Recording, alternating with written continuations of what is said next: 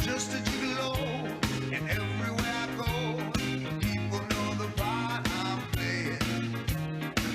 Muy bien, seguimos en Mañanas Compartidas. La verdad que bárbaro los tips que nos ha dado en la receta. En un ratito nada más vamos a estar volviendo allí a la cocina, pero ahora hablemos del corazón. Hablemos del corazón y además un tema que realmente ¿quién no ha pasado una crisis? ¿Está muteada ella en el micrófono? A ver, espérate, estás muteada. Ahí está. Habla ahora, habla.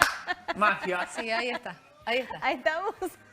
Ahora sí, hablemos del corazón, Hablemos Angie. del corazón, hablemos de crisis. ¿Quién no ha atravesado una crisis? Ya sea de pareja, personal, digamos. Tenemos todo el tiempo, así que ¿con quién mejor que hablemos? Con Emilio Sánchez Sánchez. Muy buenos días, Emilio. ¿Cómo Hola, estás? Emilio. Buenos días, ¿cómo están ustedes? Muy bien, gusto tenerte para hablar de crisis. Claro, Que en Argentina tenemos pocas además. de todo Sí, tipo. la verdad que acá tenemos para hacer un puré de crisis. Claro.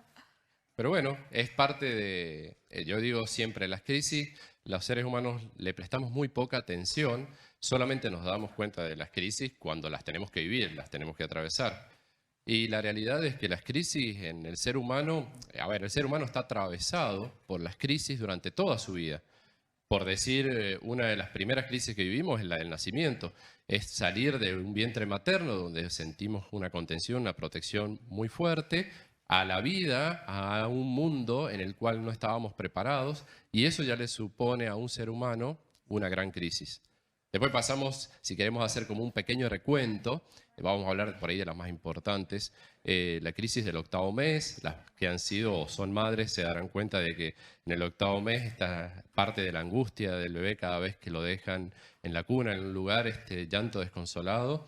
Esa es su primer crisis a nivel humano.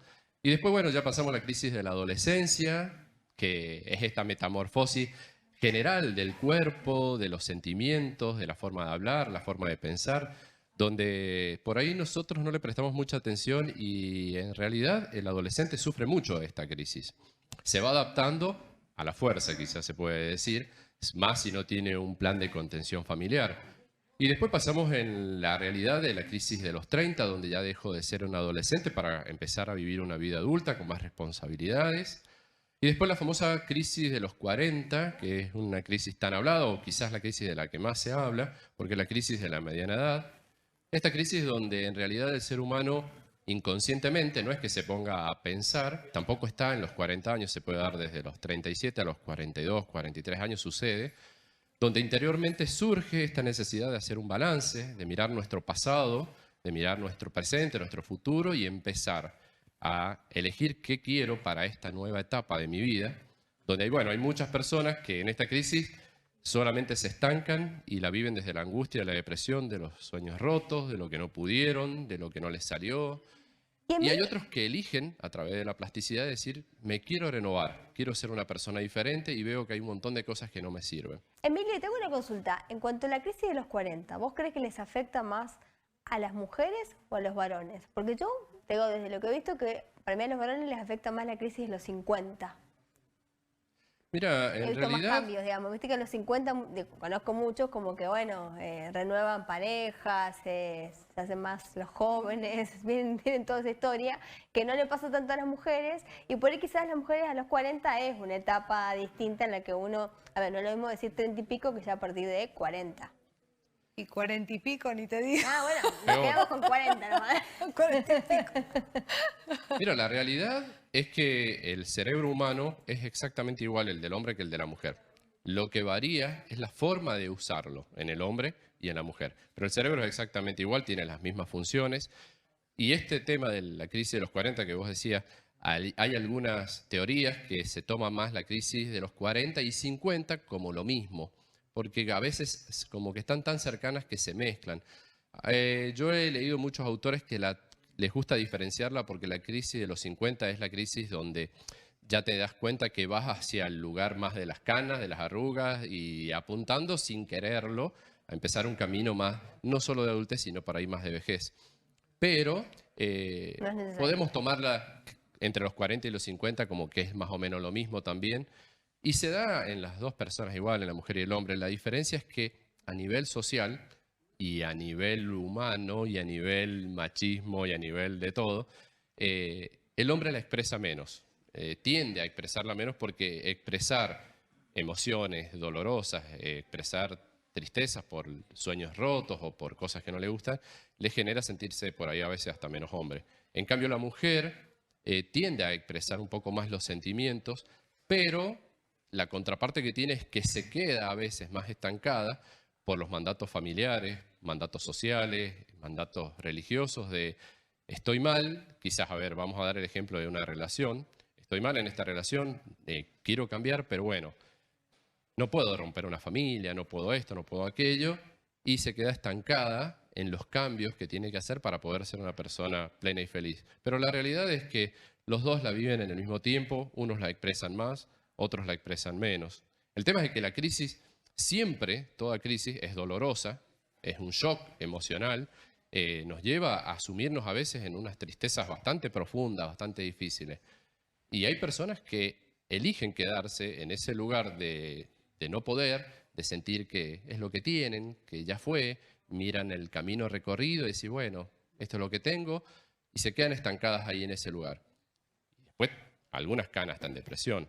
O ahí están otras personas que dicen, no, necesito salir, buscan ayuda terapéutica o ellos mismos sienten este impulso de hacer este balance y empezar a sacar, viste, yo digo esta imagen, empiezan a sacar de la alacena, del placar, todo lo que no sirve, empezar a tirar, generar espacio para poner cosas nuevas. Y en eso hay muchos matrimonios que se separan en esta crisis de los 40 y muchas veces no saben por qué se separaron en realidad. Así que digo, están las dos opciones. Siempre que hay una crisis, hay una posibilidad de cambio. Está en la crisis, guardada interiormente como un gran tesoro, una posibilidad de cambio y de una vida mejor.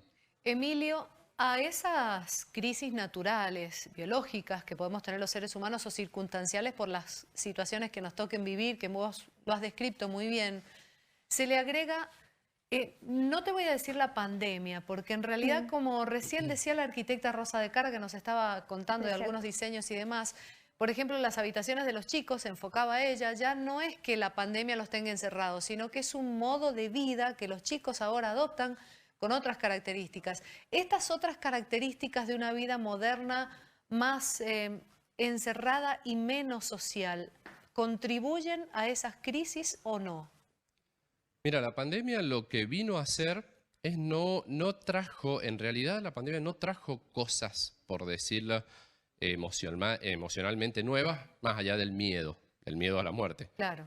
Pero lo que sí trajo fue que nos hizo profundizar en las cosas que no teníamos trabajadas, en las debilidades. Entonces, si una persona, te doy un ejemplo, estaba atravesando un cierto tiempo de tristeza en su vida, la pandemia hizo que se sumiera más profundamente en la tristeza. Si hay un joven, un adolescente que estaba muy retraído, no hablaba con sus padres, pero no porque quería, sino porque sus padres no generaban una buena comunicación con ellos.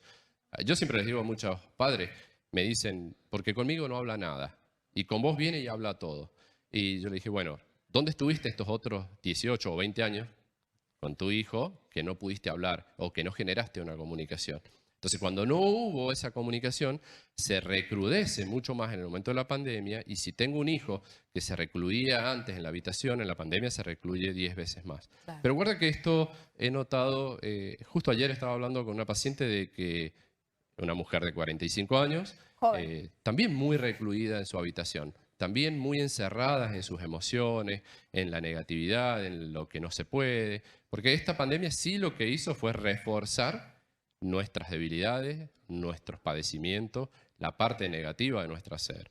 Pero los seres humanos tenemos esta neuroplasticidad, que es esta capacidad de cambiar absolutamente hacia el otro estado, que puede ser el salir, el generar nuevas formas de pensamiento. Pero como para nuestro cerebro es más fácil sufrir o quedarse en la zona de confort, y como a nuestro cerebro no le gusta el cambio, nos terminamos quedando en eso y nos vamos encerrando en eso.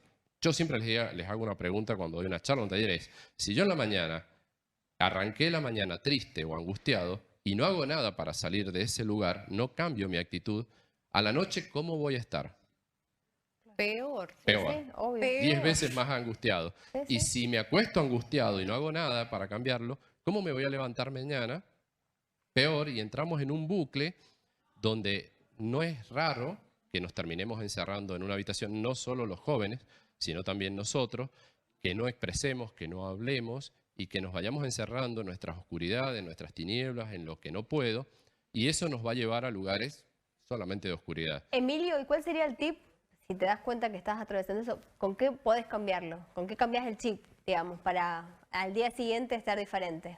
Mira, para cambiarlo yo siempre les digo, a ver, empezar el día primero haciéndolo consciente. Los seres humanos tendemos esta tendencia de vivir inconscientemente en el mundo. Vivimos y vamos por inercia, caminando, corriendo, haciendo cosas.